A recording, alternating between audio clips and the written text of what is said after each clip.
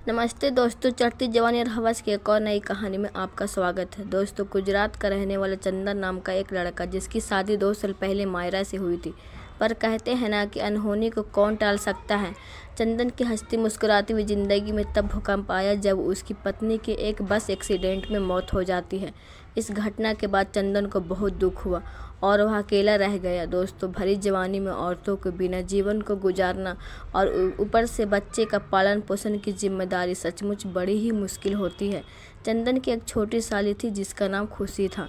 चंदन की छोटी साली खुशी ने उसके नवजात बच्चे को अपनी छाती से लगाकर और उसके बिखरते हुए घर को संभालने लगती है।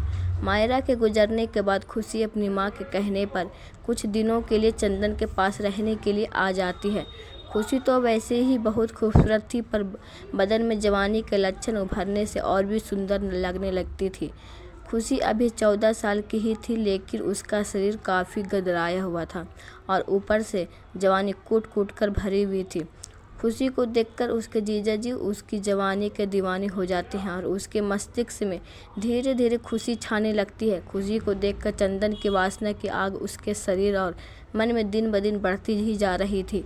उसके लिए रातें गुजारना मुश्किल होता जा रहा था। कभी कभी चंदन अपनी साली खुशी की कामुक गोलाइयों को देखकर उसका मन ललचाने लगता था, मगर वह यह सोचकर अपने मन को काबू कर लेता था कि खुशी मेरी साली है।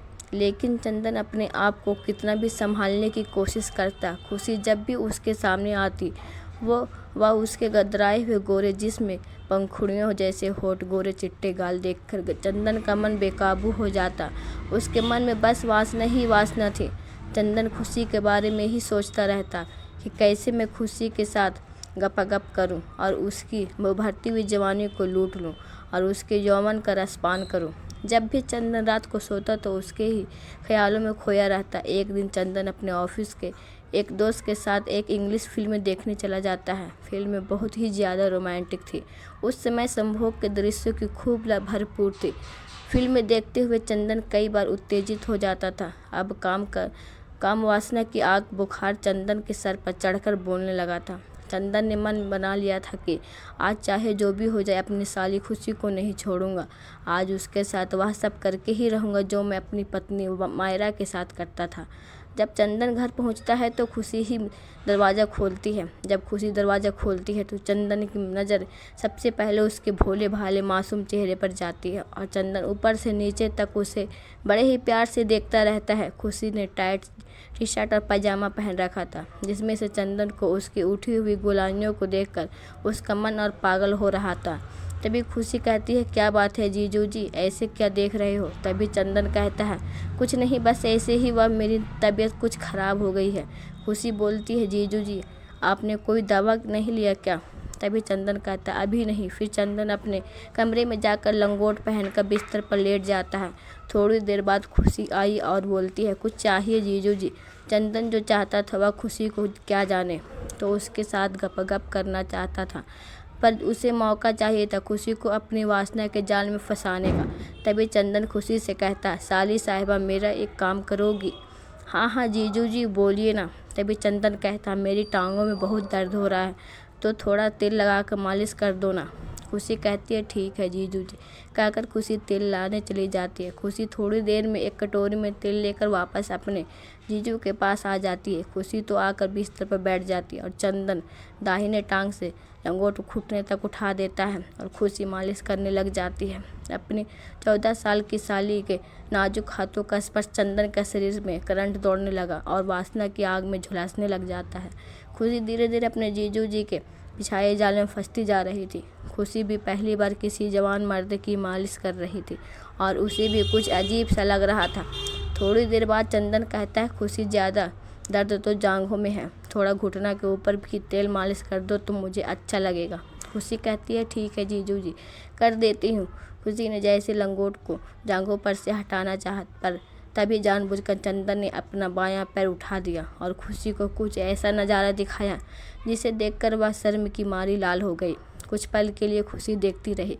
खुशी नहीं जानती थी कि चंदन जानबूझकर ऐसा कर रहा है। तभी मौका देखकर चंदन ने खुशी से पूछा, क्या हुआ खुशी? खुशी ने शर्माते हुए कहा, जीजू जी मुझे आपका अंग दिख रहा है। अनजान बन रहे चंदन ने कहा, अंग? कौन सा अंग? मैं कुछ समझा नहीं। जब खुशी ने कोई जवाब नहीं दिया तो चंदन खुद कहता है, अरे यह कैसे हो गया? सॉरी खुशी, मैंने ध्यान नहीं दिया। खुशी कहती है, कोई बात नहीं जीजू जी, जाता है। कभी कभी खुशी के मन पहली बार ऐसा हुआ था। अब उसके अंदर भी हवस जागने लगती है और खुशी के मन और दिमाग में बार बार वही सीन चल रहा था। खुशी भी मर्द सुख से अभी तक वंचित थी और वह उस सुख को पाना चाहती थी। फिर चंदन खुशी से कहता है, साली साहिबा, जब तुमने सब कुछ देख ही लिया है तो क्या शर्माना? जीजू जी बात सुनकर खुशी घबरा जाती है और शर्माते हुए क्या बोलती है, जीजू जी कैसी बात कर रहे हैं? चंदन कहता है, तुम्हारी दीदी भी तो खूब सेवा करती थी, रोज़ मालिश करती थी, लेकिन उसके चले जाने के बाद दोबारा बिल्कुल अनाथ हो गया है। खुशी, तुम इस दर्द को नहीं समझती तो अब कौन समझेगा? खुशी कहती है, लेकिन जीजू जी, मैं तो आपकी साली हूँ, पत्नी नहीं। तुम मुझसे ऐसा काम करवाना तो पाप होगा। ठीक है खुशी, अगर तुम अपने जीजू का दर्द नहीं समझ सकती है तो पाप होने की बात करती हो तो जाने दो। तभी खुशी कहती है, जीजू जी, मैं आपको दुखी नहीं देख सकती। आप तो कहेंगे, मैं करूँगी।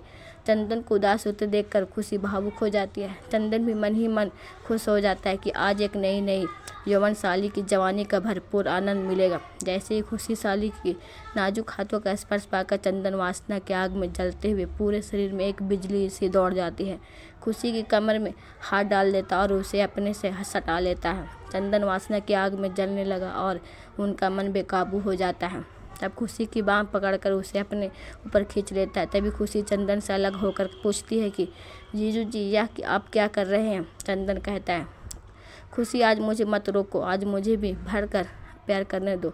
लेकिन क्या कोई जीजा अपनी साली को ऐसे प्यार करता है? चंदन कहता है, साली तो आधी घरवाली होती है और जब तुम घर संभाल ही लिया है तो मुझे भी अपना बना लो। पर आज मैं तुमको हर तरह से प्यार करना चाहता हूँ, तुम्हारे हर एक अंग को छूना चाहता हूँ। प्लीज़ आज मुझे मत रोको। तभी खुशी कहती है, लेकिन जीजू जी, मैं तो अभी बहुत छोटी हूँ। चंदन कहता है, पर तुम मुझ पर छोड़ दो। खुशी कहती है, ठीक है जीजू जी, आप जो चाहें कीजिए, मैं सिर्फ आपकी खुशी चाहती हूँ।